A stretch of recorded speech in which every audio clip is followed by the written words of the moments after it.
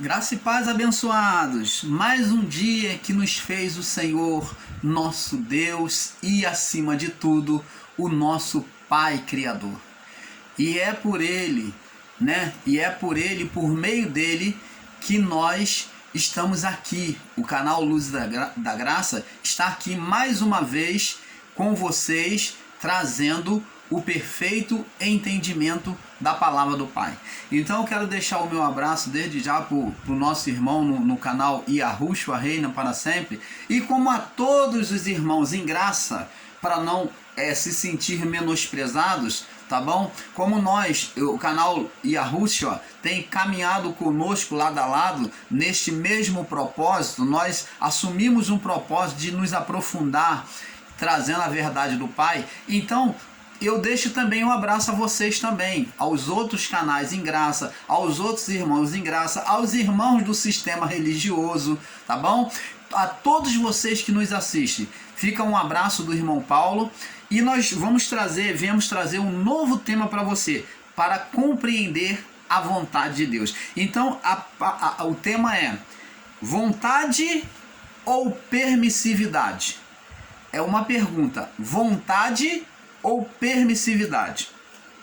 Nós vamos estudar sobre isto para entender o que é a vontade e o que é a permissividade, porque muitos têm ensinado em graça com um radicalismo de palavra que tem feito confusão na própria mente dele. Ele tem passado esse mal entendimento para as pessoas que assistem os seus canais em graça. Então, amados, nós não estamos aqui para trazer confusão, mas estamos aqui para justamente tirar essa confusão de entendimento, porque quando se ensina com equívocos lá na frente em relação às outras passagens, os outros acontecimentos bíblicos, os outros versos, as outras palavras ditas pela boca dos apóstolos e de Paulo, nós vamos ver contradição. E é justamente para desfazer essa contradição é que o canal Luzes da Graça, como o canal Yahushua Reina para Sempre, do nosso irmão Fernando, nós estamos aqui buscando tirar esse embaraço na mente e no entendimento das pessoas com os ensinos equivocados que tem sido apresentado aí. Abençoados, nós viemos aqui buscar entendimento perfeito do que é a vontade de Deus ou o que é permissividade. Abençoados, nós viemos aqui buscar entendimento perfeito do que é vontade de Deus e o que é permissividade. Como sabemos, a permissividade ela está dentro da vontade de Deus. Preste atenção. Permissividade de Deus. Vamos lá no livro de Jó. Vamos entender passo a passo, tá? Com maior carinho com as escrituras, entendendo a vontade de Deus. Vamos lá no livro de Jó, capítulo 1. Capítulo 1. Apesar de Jó, como já falamos em outros vídeos, ter um mau entendimento de Deus, mas vamos entender aqui, presta atenção. Capítulo 1, verso 5. E sucedia, pois, que decorridos os turnos dos dias de seus banquetes, enviava... Vamos ler do verso 4. E iam seus filhos a casa um dos outros e fazia seus banquetes cada dia... Cada um por sua vez, e mandavam convidar as suas 3 irmãs, e comeram e beberam com eles. Sucedia, pois, que decorrido o turno dos dias dos seus banquetes, enviava Jó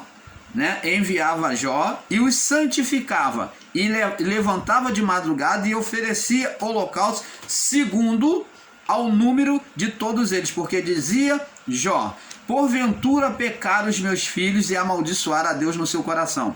Assim fazia Jó continuamente. Então Jó, ele se colocou como base, como fundamento para os seus filhos. O erro de Jó já começa aí. Ele expressando que a salvação dos seus filhos dependia dele. E como vemos que a sentença de Deus sempre foi individual. Não adiantava Jó se colocar como intercessor. Ele tomou uma posição que não era dele, de ser intercessor dos seus filhos, de todos os seus filhos, buscando santificar ele pelos rituais que ele fazia. Então isso daí já trouxe um despertamento no coração de Deus. Olha, ele está agindo errado. Ele está se colocando como fundamento, e o fundamento sou eu. Entenda isso. Jó aqui, ele que santificava os seus filhos, quando na verdade os seus filhos tinham que se santificar a Deus. Ele se colocou como intercessor e como fundamento da sua casa. E isto não agrada a Deus, né? Não agradava a Deus. E num dia que os filhos de Deus vieram apresentar-se perante o Senhor, veio também Satanás entre eles. Então o Senhor disse a Satanás: de onde vens? E Satanás respondeu ao Senhor e disse: de rodear a terra e passear por ela. Disse o Senhor a Satanás: observaste tu ao meu servo Jó? Porque ninguém há na terra semelhante a ele, homem íntegro, reto, temente a Deus, que se desvia do mal. Então, em termos de conduta espiritual, Jó estava nota 10. Estava perfeito, aonde Deus com alegria pôde testemunhar que seu servo e seu filho era fiel. Ninguém é na terra semelhante a ele, homem íntegro. Sabe o que é Deus falar sobre uma pessoa? Íntegro, reto, que se desvia do mal.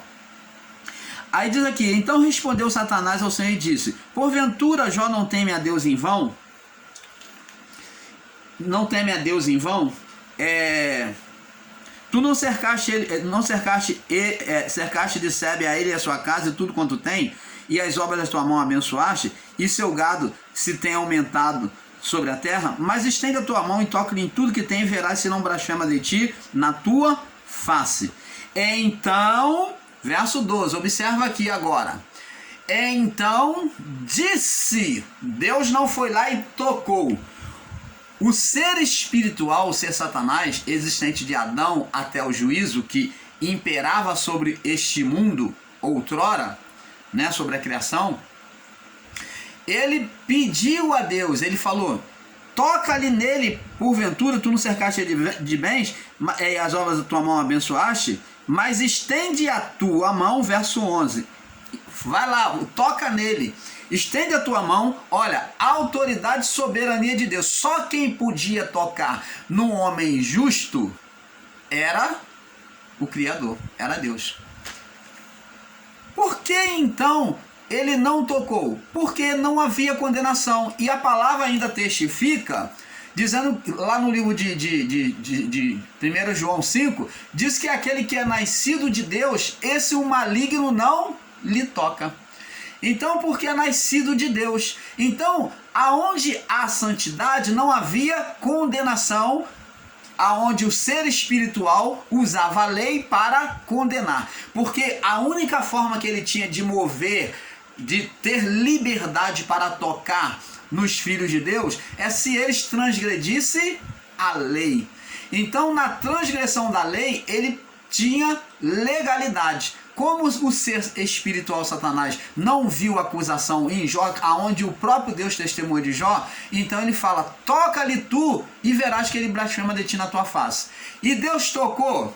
Deus tocou? Não. Mas Deus disse, verso 12, disse o Senhor a Satanás: eis que tudo que ele tem, toda a sua propriedade, tudo, desde filho a tudo que é dele, você pode tocar. Mas somente contra ele, contra a vida dele, não estenda a tua mão. Você não vai estender a mão contra a vida dele. Ele vai ficar intacto. Isso foi na primeira tentação. Então, e Satanás saiu da presença do Senhor. Você está vendo? Aqui, amados irmãos, aos ensinadores em graça, com todo carinho, o irmão Paulo não está aqui para fazer inimigos, para demandar contra quem quer que seja. A nossa luta aqui é de ensino, é de verdade, é em busca da verdade absoluta de Deus. E não de se considerar melhor. O irmão Paulo não é melhor que ninguém. Olha o canal do irmão Paulo. Você que está num canal grandioso, se você pensa um mal contra o irmão Paulo, você deveria se envergonhar, porque o irmão Paulo não está demandando contra ninguém. O irmão Paulo só está buscando a verdade. Nessa verdade a qual você hoje nega, mas amanhã você vai admitir.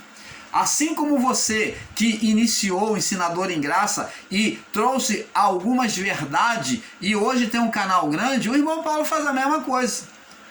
Você trouxe a verdade da graça e as pessoas tiveram seus olhos abertos para muita coisa, e hoje o irmão Paulo faz dentro de uma visão diferente da sua, enxergando o que você não foi capaz de enxergar. Então, meus irmãos, minhas irmãs, não se sintam menosprezados, não sou melhor que ninguém, tá? Eu sou igual a cada um de vocês, não existe diante de Deus maior. E Deus, ele dá e concede sabedoria e entendimento a quem ele quer, tudo dentro do seu tempo. Vai haver um momento que o irmão Paulo não vai ter mais nada para passar, não vai ter revelações espirituais dentro da palavra para passar, como antes. Vai diminuir, mas tudo dentro da vontade de Deus.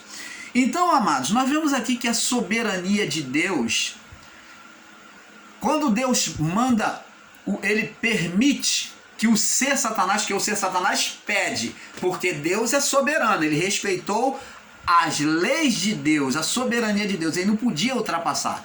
Então ele falou, olha, o meu limite é até aqui, mas deixa eu ir mais além, deixa eu tocar nele, para o Senhor ver se ele não blasfema de ti na tua face. Eu não posso tocar, eu não posso passar para a vida dele, eu não posso me aproximar dele, mas permite que eu chegue até ele, até a vida dele, e destrua tudo, e o Senhor vai ver se ele não vai blasfemar. Você está vendo? Ouve da parte de Deus, verso 12, disse o Senhor ao ser espiritual que dominava a carne, a mente do homem. Ele disse, eis que tudo que ele tem está na tua mão. Somente contra ele não estenda a tua mão. E Satanás saiu da presença do Senhor. E você vê que ele age na legalidade que lhe foi dada, mas ele não tira a vida no primeiro tempo. Ele não tira a vida de Jó. Ele não toca mais nada, ele só tira tudo de Jó no primeiro tempo, no primeiro intento contra Jó. Olha aqui, Deus permitiu, não foi Deus que foi lá e tocou. O ser espiritual pediu que Deus tocasse, mas Deus falou, não, você vai lá e toca. Eu acredito no meu servo. É isso que Deus mostrou. Confiança, amor perfeito. A palavra de Deus dita por Paulo diz que o amor não se ressente do mal. O amor tudo crê, tudo espera, tudo suporta. O amor é sofredor. Ele tudo suporta. E Deus sofreu em ver o sofrimento de Jó, mas ele creu em Jó, como Paulo diz lá no livro de Coríntios 13. Lá no livro de Coríntios sobre o amor. Então ele diz que o amor tudo crê. Deus não amou a Jó quando confessou a sua fidelidade? Isto é amor.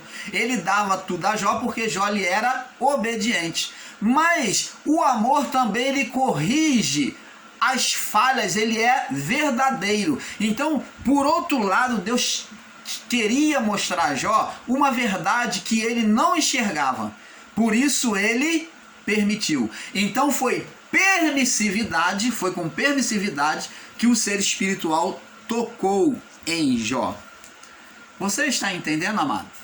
Foi com permissividade que aquela mulher ficou ali sendo chamada filha de Abraão, filha da fé, ao mesmo tempo que Jesus disse que ela era espiritual, como filha de Deus, mas ela, com a permissividade de Deus, por não entender como Jó sobre a soberania de Deus, sobre o poder de Deus, ela aceitava aquela condição daquele espírito de enfermidade sobre a sua coluna, 18 anos. Mas ela deixou de ser filha de Deus? Não, de momento algum. Ela não deixou de ser filha de Deus. Ela não teria a sua alma no inferno. Porque ali Jesus mostra, quando foi dito que ela era filha de Abraão, que ela já estava em condição de salva. Ela não sofreria juízo. Ela já estava em condição de salva, que ela iria para o seio de Abraão, se ela morresse. Ora, mas Deus permitiu sobre a sua filha, como sobre Jó, a quem ele deu testemunho, o sofrimento. Por quê? Falta de entendimento correto de quem é Deus, do poder de Deus que é soberano. Então, amados, permissividade é o que? É a manifestação de Deus no meio dos homens, onde Deus ele domina tudo, mas ele permite. Vamos prosseguir. Para se ter entendimento, vamos ler Mateus 6, do verso Mateus 6, 10. Vamos lá. Vamos agora para Mateus 6, 10. Vamos ler. Nós já fizemos aqui a introdução, Vamos ler, vamos procurar ser breve para não alongar o vídeo e ter mais conteúdo, tá? Mateus 6, 10. Olha o que Jesus ensina na oração para os discípulos, presta atenção. Quando orares, verso 9, quando orares, orareis assim. Quando vocês, judeus, está falando para os judeus, essa oração não foi dirigida a nós, não foi para nós, como muitos aí fazem a oração do Pai Nosso o tempo todo, julgando que vai defender eles. Isso é misticismo, torna-se um misticismo, um ato de idolatria à oração do Pai Nosso. Então, presta atenção. Ele falou para os judeus da sua época, ele falou para eles: vocês, quando orares, orareis assim: Pai nosso que estás no céu, santificado seja o teu nome. Então falou que era para eles e não para nós. Mas ele diz aqui no verso 10: venha o teu reino, venha o teu reino, manifesta o teu reino. Os discípulos tinham que orar, desejando que a manifestação do reino de Deus viesse sobre a vida deles, começasse sobre a vida deles. E diz assim: e seja feita a tua vontade, assim na terra como nos céus. Então, agora nós vemos aqui que na oração, Jesus está pedindo para os discípulos pedir que seja feita a tua vontade. Preste atenção, amados. O que é vontade absoluta de Deus e o que é permissividade, que também é chamado de vontade, aqui no livro de Mateus capítulo 6, verso 10. Jesus coloca a vontade de Deus, é descrito vontade de Deus, como permissividade. Vamos entender. Vontade absoluta é o que? Soberania, vontade absoluta. Deus é soberano e ninguém pode mudar isso. Ele controla tudo, ele detém tudo. Ele é Senhor do universo, o Criador, o nosso Pai. Agora, temos a permissividade, que também é chamada de vontade de Deus. Nós vamos ver isso sobre a palavra, aí vamos entender. Fica calma aí, aquieta teu coração, porque nós vamos estar explicando sobre isso. Então, amados, nós vamos entender que Jesus pede para ser feita a vontade assim na terra, aqui na terra, como é feita nos céus. E o que Jesus está dizendo, amado? Está falando de manifestação física na terra, como expressando a imagem nos céus. Então ele está falando de um reflexo de um sobre o outro, que é aonde nos céus deveria refletir sobre a terra, era o que tinha que acontecer, mas Adão inverteu a polaridade. Então agora Cristo vem dizer: seja feita a tua vontade aqui na terra como se é feita nos céus. É como se agora a imagem da terra se projetasse nos céus, mas Deus não criou dessa forma. Deus criou para a imagem dos céus se projetar sobre a terra. Adão, quando pecou no seu estado pecaminoso, ele mudou, ele inverteu a polaridade. Ele virou de cabeça para baixo, ou ao avesso, né? Então, agora, na oração, Cristo vem dizer que tinha que haver uma correção. Ele diz assim, seja feita a tua vontade, assim na terra, aqui na terra, como é feita nos céus. Porque os céus é o desejo de Deus que teria que ser manifesto na terra, e que, na verdade, foi invertido. Você está entendendo? Na vontade de Deus aqui na terra, Deus não vive o tempo todo mexendo nas coisas, mexendo nos pauzinhos. Deus não vive o tempo todo mexendo. Não, meus irmãos. Deus, ele anda nos seus próprios caminhos. Naquilo que ele estabeleceu como lei para si, ele se sujeita. Ele não mexe. Por exemplo, Deus concedeu o poder ao homem de construir, de evoluir. Nós vemos aí a tecnologia evoluindo tão grandemente que hoje tem robô, hoje tem você é identificado com um chip aonde quer que você esteja. Hoje as cirurgias evoluíram muito, tem máquinas, equipamentos que olham o homem por dentro, que trabalha o homem, vê a saúde do homem. Isso é bom? É poder que Deus deu ao homem pelo conhecimento. O poder de saber, nós temos que ser gratos a Deus por isso. aonde muitas vidas sofrem. A pessoa que não tem uma perna, hoje ela tem uma prótese, que ela vestida, você não vê a diferença. Ela tem uma prótese de um dentário, ela tem. Você imagina, no passado, quantas pessoas viviam banguelas aí sem dentes. Mas hoje existe prótese dentária, existe a prótese de olho, tem prótese de braço, de perna, e assim vai. Hoje existe pratina, que quando a pessoa afunda a cabeça no acidente, coloca uma pratina e refaz na cirurgia plástica para poder ficar com um crânio totalmente perfeito. Isso é evolução, isso é vontade permissiva de Deus, o progresso da ciência, o curso da vida humana. É isto, amado, que temos que entender. Permissividade, que também é chamada de vontade de Deus, não se refere a vontade absoluta. Vontade absoluta de poderio, de onipotência, é uma. Mas é claro que essa vontade de permissividade está dentro da vontade absoluta de Deus. Então as vontades de Deus se manifestam de duas formas: vontade permissiva e vontade soberana. É isso que nós temos que entender. Vamos agora. Para seu entendimento, vamos ler Mateus 6,10, né, a qual nós já lemos sobre. Ele diz: seja feita a tua vontade assim na terra como no céu. Então, agora quem é que vem fazer a vontade agora? Você vê que Jesus ele ensina os homens a pedirem oração, para que isso viesse a acontecer. Por meio de quem? Dele mesmo. Então Jesus iria agora pedir a eles que ajude na oração, no momento da oração deles, eles lembrassem e pedissem a Deus que o propósito de Cristo viesse se cumprir no dia deles. Diz assim, para ser entendimento de Mateus 6,10, onde Jesus mostra a permissividade de depender, onde Jesus mostra a permissividade dependente, né, permissividade e dependência de Deus. Tem a participação humana, então o homem ele tem que saber no curso da vida que ele depende de Deus.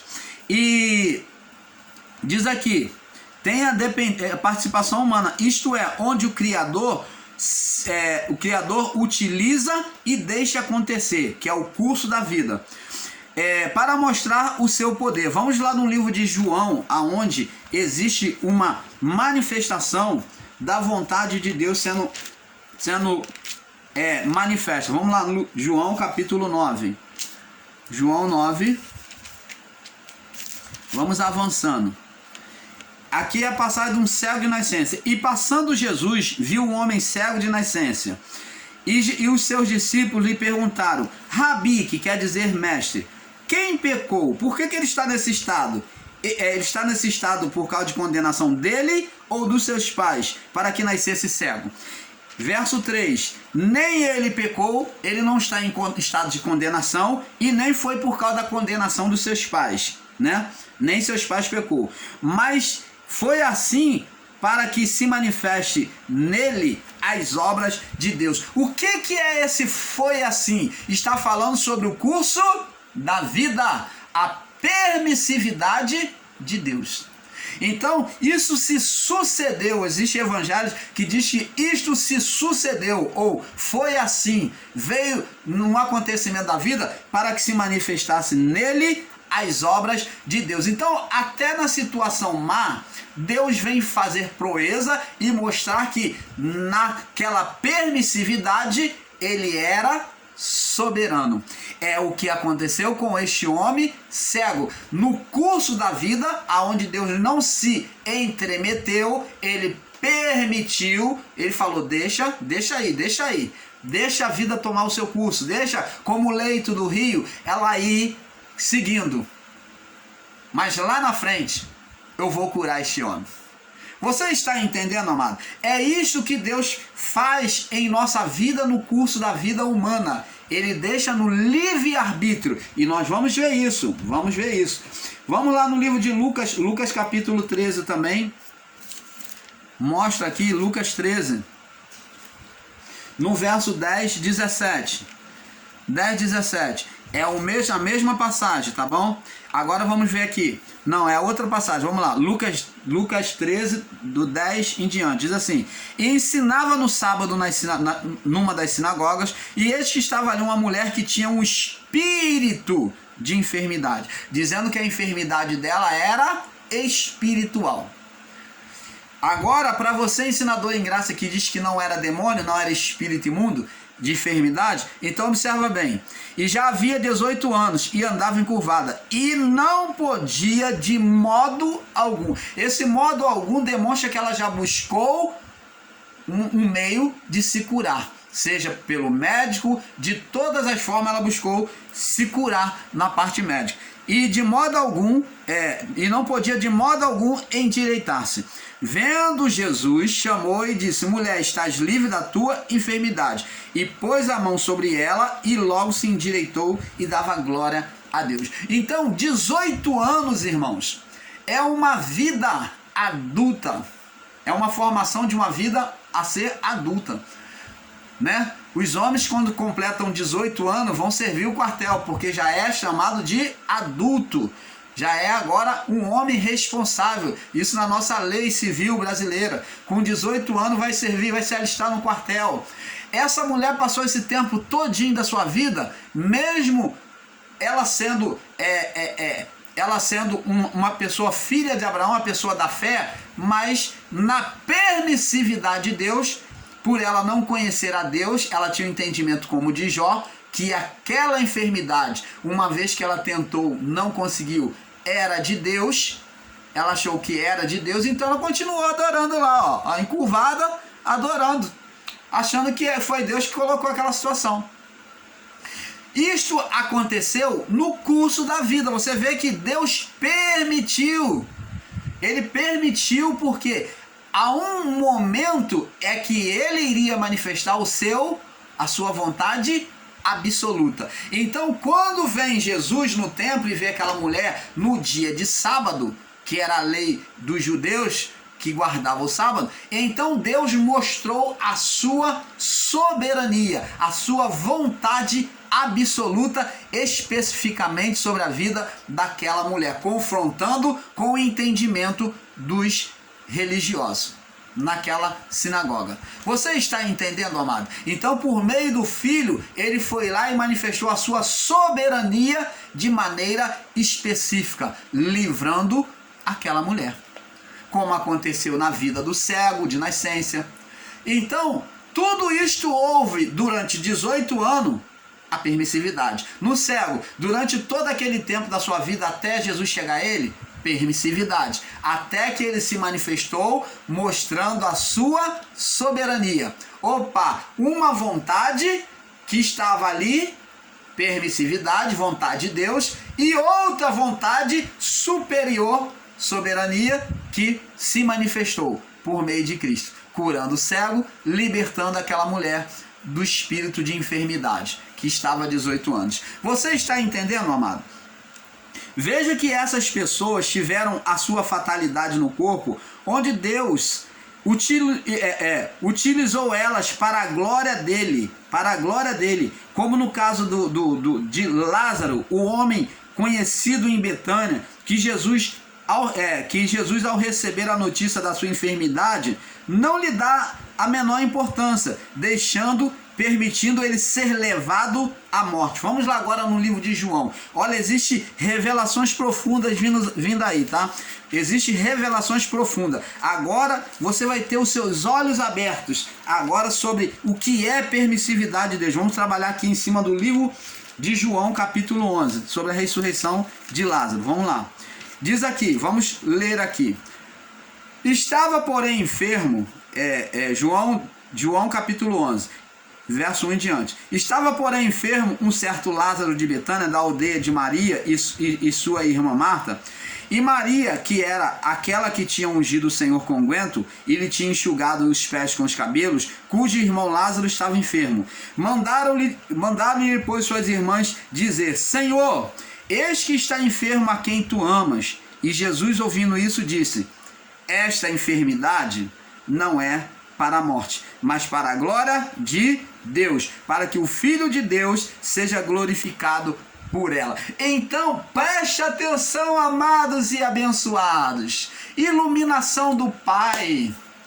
Veja que quando a notícia chega a ele, a Jesus, ele não se dá a menor preocupação e ele diz, ó, essa enfermidade é como do cego de nascença que eu curei, é como a enfermidade lá da mulher que andava encurvada, é para a glória de Deus, não é para a morte.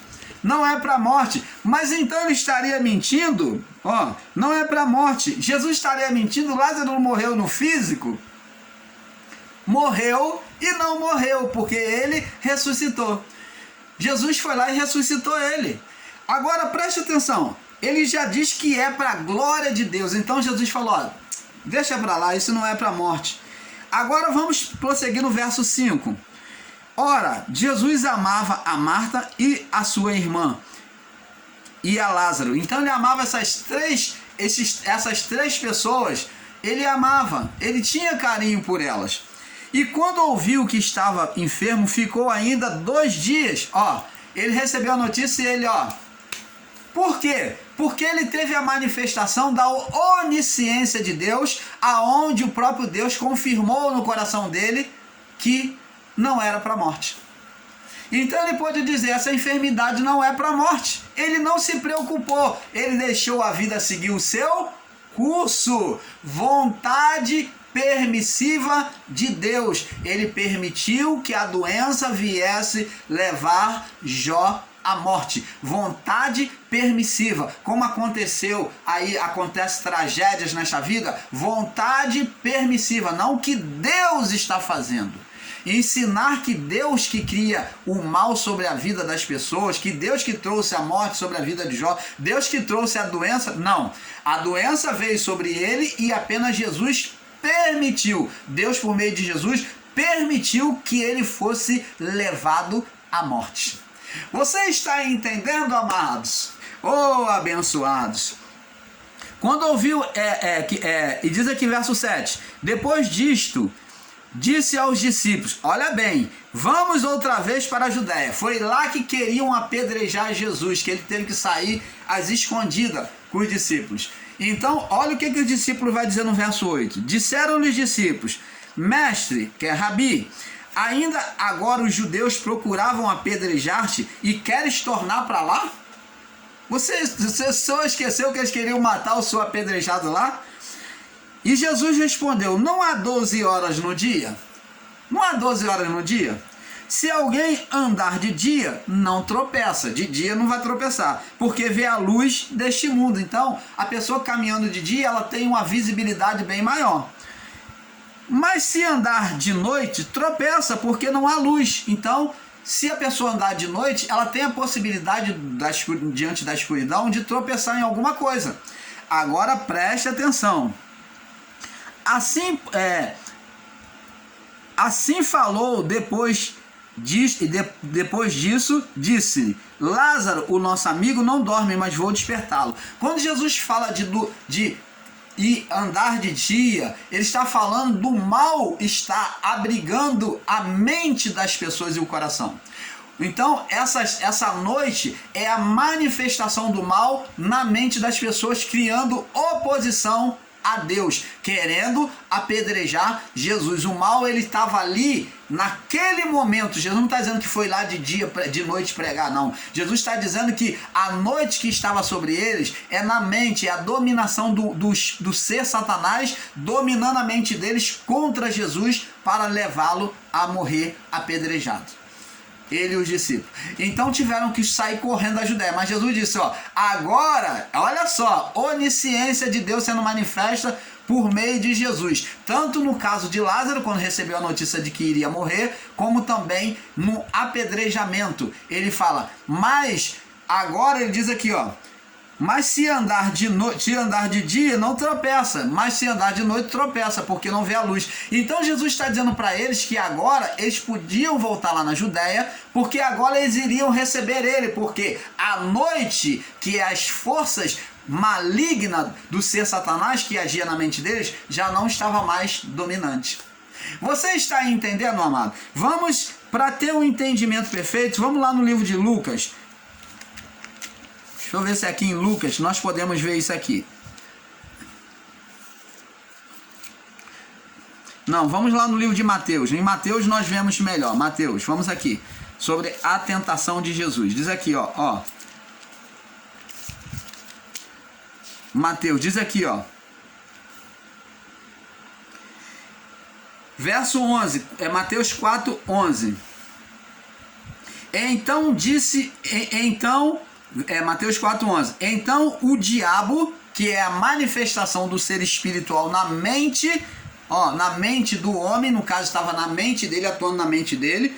Eis que chegaram então o diabo deixa e chegaram os anjos e o serviram. O diabo, que é a manifestação do mal na mente das pessoas, que são as trevas, a noite na mente, chegou, deixou Jesus ou não deixou Jesus, a natureza humana? Deixou Jesus. Então é justamente sobre essas trevas é que Jesus se falava da dominação de Satanás naquele momento em que eles foram, mas que ele disse que agora seria dia na mente deles, em que eles estavam agora prontos para receber a palavra, semeadura de novo. Então vamos lá, verso 11. Assim falou depois disso, né, João 11:11. E assim falou. E depois disso, disse-lhe: Lázaro, o nosso amigo, dorme, mas vou despertá-lo do sono. Presta atenção. Aqui, com 2 dias já de enfermidade, Lázaro, Jesus já tinha ciência, ninguém falou para ele. Ele, na onisciência divina, ele já falou aqui que Lázaro já estava morto, dormindo. A alma de Lázaro e o espírito de Lázaro, que eram juntos, já estava lá junto à sepultura, em estado de dormência. Por isso que Jesus usou a palavra dorme, que era o estado de todos os que morriam antes da cruz. Estado de dormência junto ao corpo. Então, preste atenção, e por isso ele disse: Lázaro, o nosso amigo, dorme, mas eu vou despertá-lo do sono. Eu vou ressuscitar. Eu vou orar ao Pai para trazer a ressurreição. Jesus não fez dele mesmo, mas aí você vê que ele agradece o Pai, porque ele já estava inteirado que era a vontade do Pai. E disseram os seus discípulos: Senhor, se dorme, estará salvo. Mas Jesus dizia isso